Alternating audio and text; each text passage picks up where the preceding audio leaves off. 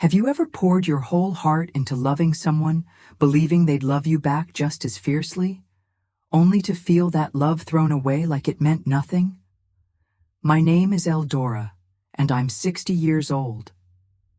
Even now, I can't shake the memory of the phone call from my son, Thane, that turned my world upside down. I was in my little sewing shop, the same place where I'd spent 40 years hunched over a machine, stitching dresses and dreams.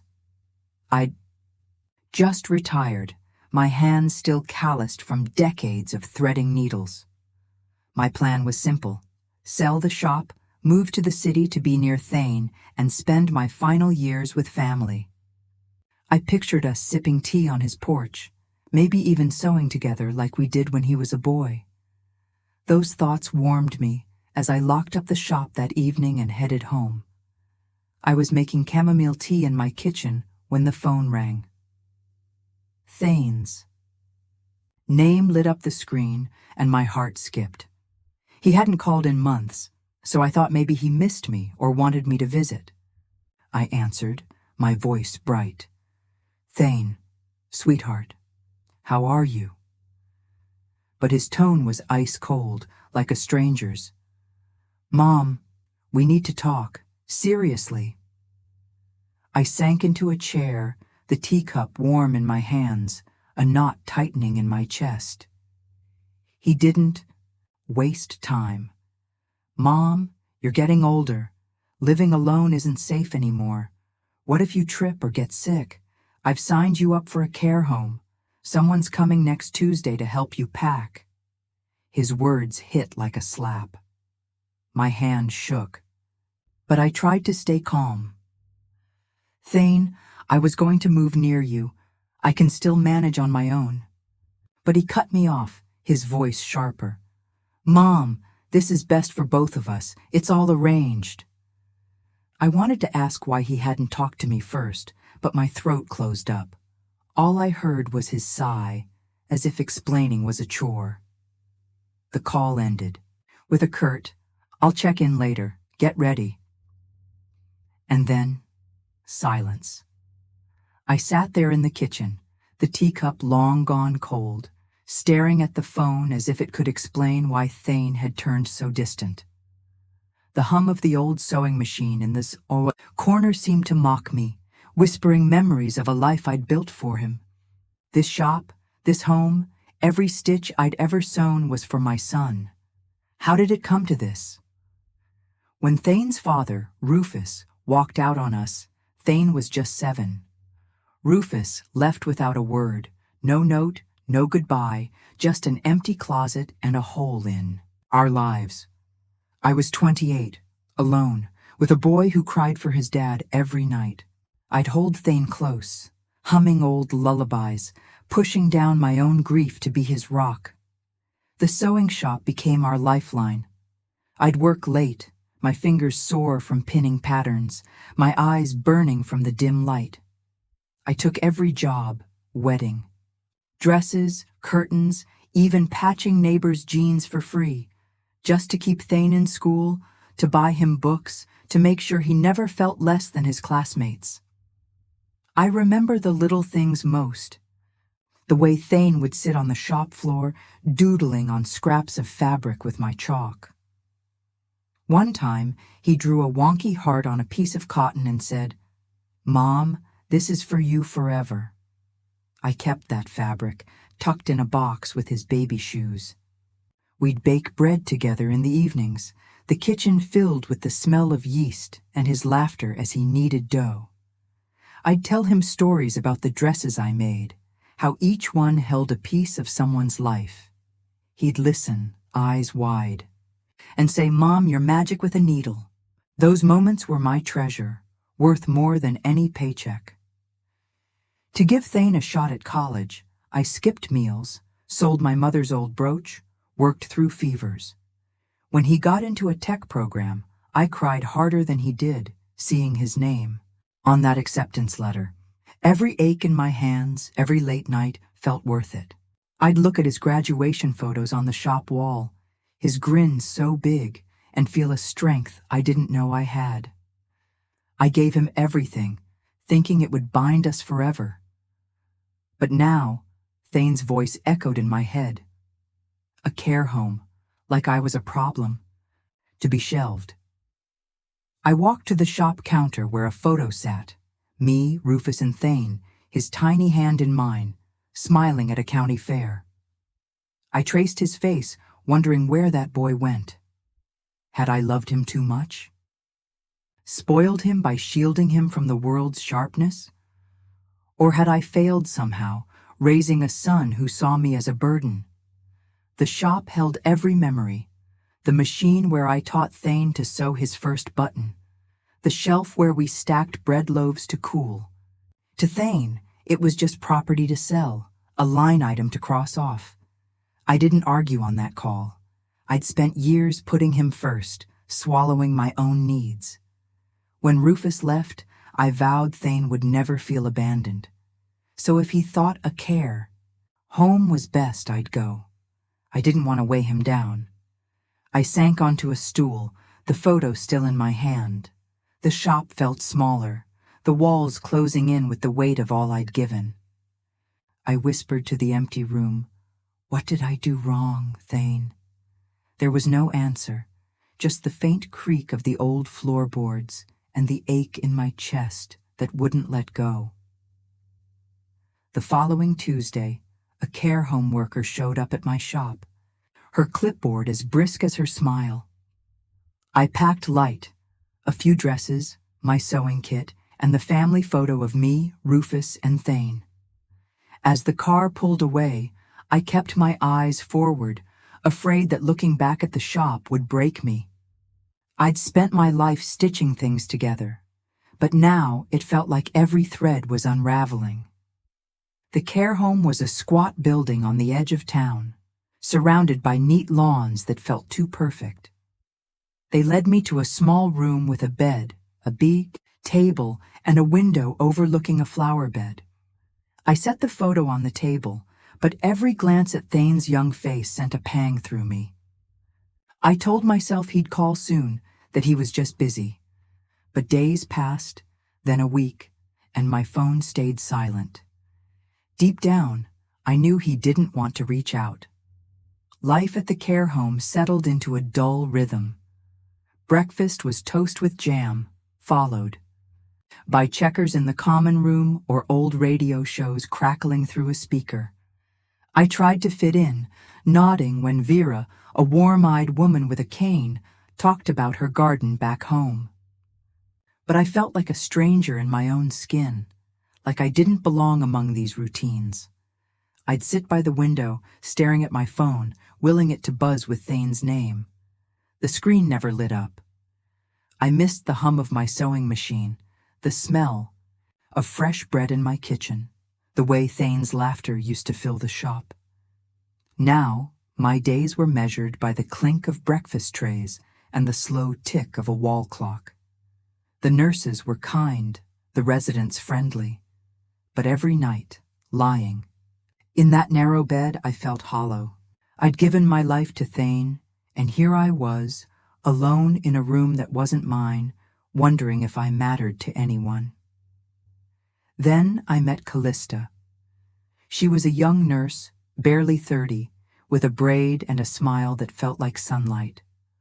One morning, she brought me a mug of hot tea, catching me staring out the window, lost in thought. "Eldora, this'll warm you up," she said, setting the mug down and calling me by my name, not ma'am like the others. I thanked her, expecting her to leave, but she lingered, asking if I was settling in. I wasn't used to talking anymore, so I just nodded. Callista didn't give up. She'd stop by with a cookie or a question, simple things, like whether I liked the radio songs. One afternoon she sat down and said, "You know, I used to visit your shop. You made my prom dress." I blinked, caught off guard. She laughed, describing the blue gown I'd sewn, how she'd felt like a princess. "Thane used to brag about you," she added. "Said his mom could make anything beautiful." Her words stirred a warmth in me, but it faded fast, replaced by the ache of Thane's silence. Callista seemed to sense my hurt. She didn't push me to talk about him, instead sharing bits of her life. Why she became a nurse, how she loved helping. People feel seen. "This place is full of stories," she said once, her eyes soft. I reached for her hand, my voice shaky. "You're the first person who's made me feel like I'm not invisible." I looked away, blinking back tears. Callista didn't say anything, but her quiet presence felt like a stitch pulling me back together, just a little. 3 months passed in the care home, and Thane's silence became a weight I carried everywhere. I'd stopped jumping at every phone buzz, but the hope he'd call lingered like a bruise. Callista's kindness kept me afloat, her visits a small light in the gray of my days. But nothing could have prepared me for the afternoon she walked into my room, her face tight with hesitation, holding her phone like it was something fragile. "Eldora, I need to show you something," she said, her voice soft but heavy. I was sitting by the window, a half-finished embroidery in my lap, the needle still between my fingers. I looked up, puzzled, as she handed me the phone. The screen glowed with a photo of Thane, sharp in a suit, standing outside a sleek building, with a sign that read, "Thane Tech Opening Ceremony." A caption below boasted about his new tech company, launching in a week. My breath caught. Thane was starting his own business, a huge moment, and I'd heard nothing. "Where did you get this?" I asked, my voice barely a whisper. Callista bit her lip. "His LinkedIn. I still follow him, though we don't talk." She explained Thane was thriving, the city buzzing about his startup. I stared at his smile, so polished, so distant. He hadn't just cut me out of his life. He'd erased me from his biggest day. My hands trembled, the phone blurring as tears welled up. "I need to call him," I said. Callista nodded, handing me her phone. I knew Thane wouldn't answer if he saw my number.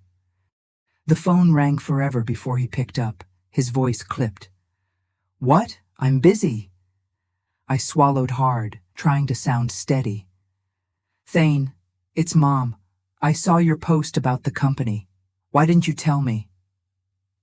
I waited for something. Regret. An apology. Anything. But his words were like knives. "Mom, you're retired, useless now. Dad's gone, and I don't need a mother in a care home dragging me down. If you want to come to the opening, fine, but stay in the back and leave fast. Oh, and if you really care, transfer your savings to me. You owe me for all those years." I froze, his words echoing, useless. I'd sewn his school clothes, worked. Nights to fund his dreams, and now I was nothing. "I understand," I said flatly, hanging up before he could hear my heart breaking. Callista's eyes were wet. She'd heard it all. But before I could speak, she hesitated, then said, "Eldora, there's something else. Thane, he's been in touch with Rufus." My mind went blank. Rufus, who'd abandoned us, who'd landed in jail for fraud years ago. Callista admitted she'd seen messages on Thane's old social media. Him meeting Rufus secretly, keeping it from me to protect his clean image. The room spun. Thane hadn't just betrayed me. He'd hidden his father's return, knowing how Rufus's leaving had shattered us. I gripped the embroidery, the needle pricking my finger, a tiny sting compared to the ache in my chest. He'd sold the shop, my life's work, without a word, and now this. I looked at the family photo on my table. Thane's boyish grin, Rufus's arm around me. They were strangers now. I whispered to myself, "I've lost him completely." Callista reached for my hand, but I just sat there, numb, the weight of Thane's lies and cruelty pressing down until I could barely breathe. After that call with Thane, I wasn't the same. His words, useless, dragging me down, looped. In my mind, each one a cut deeper than the last. The truth about him meeting Rufus behind my back was a betrayal I couldn't unfeel. I'd spent my life sewing patches over our family's tears, but now I was fraying, and Thane didn't care. I sat in my room, the family photo staring back, Thane's young smile a ghost of a boy I no longer knew. I couldn't keep living for a son who saw me as nothing. The next morning, I found Callista in the care home's dining room, her usual mug of tea waiting for me. I didn't touch it. Instead, I looked at her, my voice low but steady. Callista, I need you to drive me to the lawyer's office. There's something I have to do. Her eyes widened. What is it, Eldora? I didn't answer directly. Just take me. You'll see. She nodded, sensing the weight in my words. In the car, I told her a secret I'd held for years. Before Rufus left, he'd set aside a nest egg, $120,000, tucked away for Thane's future, for milestones like starting a business or building a home. I'd kept it safe, adding my own savings from the shop, thinking it would be my gift to him when the time came. I wanted to honor Rufus's one good act, I said, staring out the window at the passing trees. But after what Thane said, after his lies, I can't give it to him. At the lawyer's office, I met Ms. Harlow, a kind woman who'd handled my shop's paperwork years ago. I told her I wanted to donate the entire $120,000 to a charity that teaches women to sew, helping them start their own businesses. Ms. Harlow's pen paused. Eldora, this is a lot of money. Are you sure? I met her gaze. I used to think giving everything to my son was right, but now I know others need it more. People who'll value it. Callista sat beside me, her hand squeezing mine under the table, giving me strength. I signed each document, my fingers steady despite the ache in my chest. Every signature felt like letting go of Thane, of the hope he'd be the boy who drew hearts on fabric.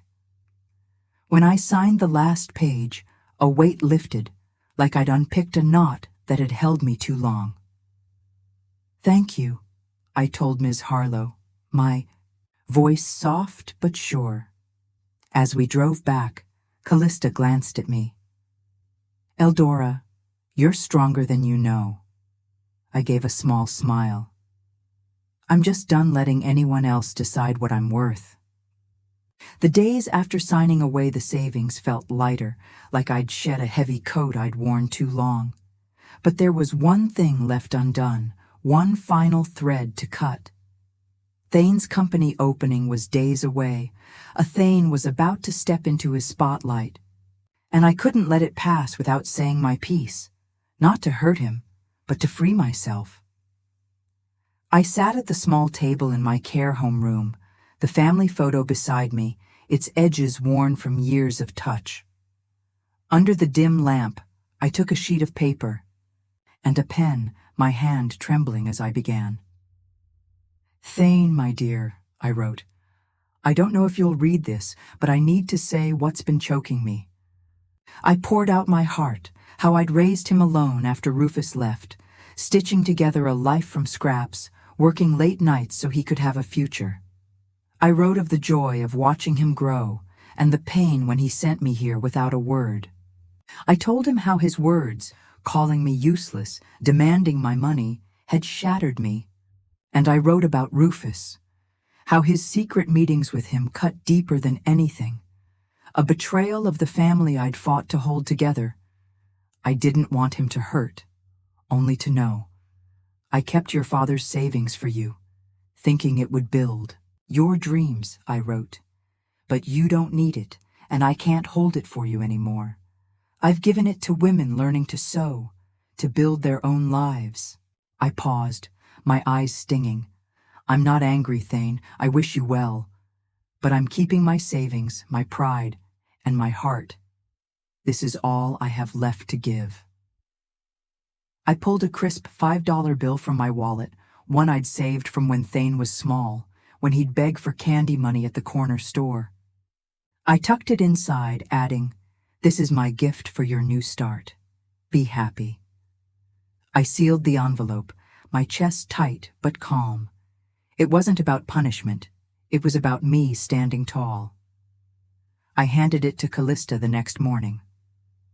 "Take this to Thane's." "Opening," I said. "Give it to him just before it starts. Don't say anything." She looked at me, eyes wide, but nodded. Later, she told me what happened. At the ceremony, surrounded by flashing cameras and suits, she found Thane, his smile perfect for the crowd.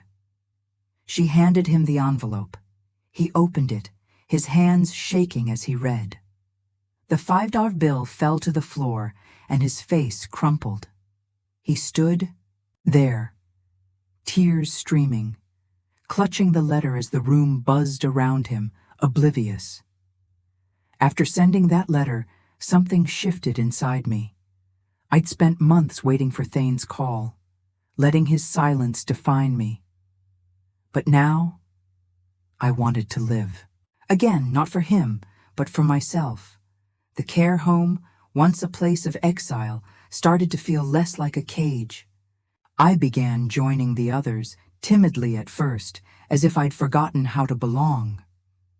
Vera, with her gentle laugh and stories of her old flower shop, pulled me into her world.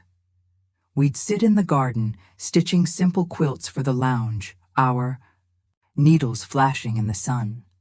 My hands, so used to working alone, found a rhythm with hers. Oswin, a wiry old man with a knack for checkers, became my daily sparring partner. He'd tease me when I lost, saying, "Eldora, you sew better than you strategize." I'd laugh, a real laugh, something I hadn't heard from myself in too long. Those moments, threading a needle with Vera, chuckling over Oswin's bad puns, felt like stitches closing a wound. Callista was my anchor. One evening, I taught her to make my mother's cornbread in the care home's tiny kitchen. Flour dusted our hands, and when she burned the first batch, I teased, "You'd have been my worst apprentice." She grinned, hugging me tight. "You're a gift, Eldora," she said. Her words sank deep, reminding me I still had something to give. I started sharing stories of my shop days, how I'd sewn a bride's veil in one night, or fixed Thane's torn jacket for his first job interview. Vera and Oswin listened, eyes bright, and I realized my life wasn't just a list of losses. Then came a surprise. One morning, Callista rushed in with a letter from the Women's Sewing Charity. They'd used my donation to fund classes for dozens of women, and they wanted me at their scholarship event to honor me. I was stunned, my cheeks warm with embarrassment. At the event, they gave me a small plaque, calling me a beacon of generosity. I mumbled a thank you, feeling unworthy. But their applause stayed with me. Back at the care home, Vera and Oswin threw a party.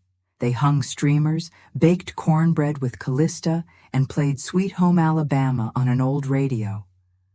Oswin raised a glass of lemonade, winking. "To Eldora, our sewing queen." Everyone laughed, and I felt a glow I hadn't known in years.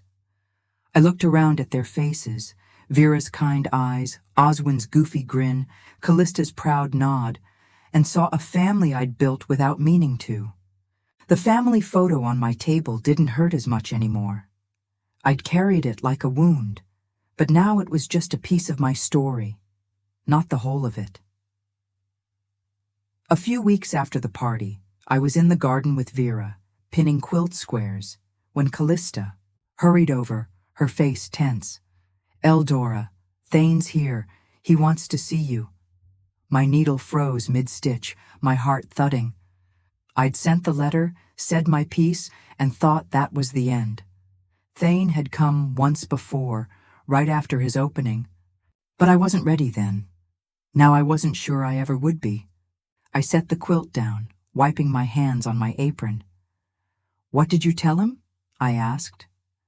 Callista said, "He's in the sitting room. I told him I'd check with you." I nodded, steeling myself. The sitting room was cozy, with faded armchairs and a vase of daisies. Thane stood when I entered, clutching a small bag, his face pale, eyes red-rimmed. He looked smaller than the polished man in that LinkedIn photo. "Mom," he started, voice breaking, but he choked on the words. I stayed a few steps back, saying nothing, just watching the boy I'd raised now unraveling. He sat when I did, his hands twisting the bag's strap. "Mom, I'm so sorry," he said, tears spilling. "Your letter. I was wrong. I said awful things, pushed you away. I told my partners you were gone because of Dad's past. I was ashamed, but I'm more ashamed of myself," his voice cracked. "I've lost you, and it's my fault." I listened, my chest tight. Part of me wanted to hold him, to wipe his tears like when he was small, but his words, useless, gathering me down, still stung.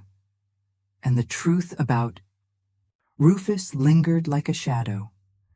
"Thane," I said, slow and even, "what you did hurt me in ways I can't explain. I'm not angry, but I need time. I'm living for me now, and you need to respect that." He nodded, sobbing harder, and pulled a scrap of fabric from the bag, the cotton square he'd drawn a heart on as a boy. "I kept this," he whispered. I touched his hand, just for a moment. "Thank you. Now go, and live well." He left, and I sat there, the fabric in my lap, feeling both heavy and free.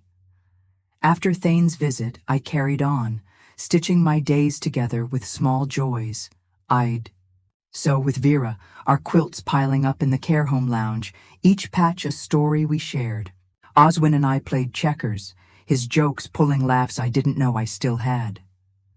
Callista and I baked cornbread, her teasing filling the kitchen with warmth. These people, Vera's quiet wisdom, Oswin's goofy charm, Callista's steady kindness, became my family, not by blood, but by choice. I kept the family photo on my table, but it no longer cut me. Thane's boyish grin, Rufus's faded smile, they were part of my past, not my anchor. I'd think of Thane sometimes, wondering if he was learning from his mistakes. I hoped he'd find his way, but that was his path now, not mine. I'd given him everything once. Now, I was giving myself the life I deserved. One evening, I sat in the garden, stitching a new quilt square under the fading sun. The air smelled of grass and possibility. I thought of Rufus, of the shop I'd built, of the years I'd poured into Thane. "I'm okay, Rufus," I whispered, as if he could hear. "I'm finding myself again." I smiled, my needle moving steady and sure. The pain was still there, a quiet scar, but it didn't own me. I was Eldora, a woman who'd loved fiercely, lost deeply, and learned to live for herself.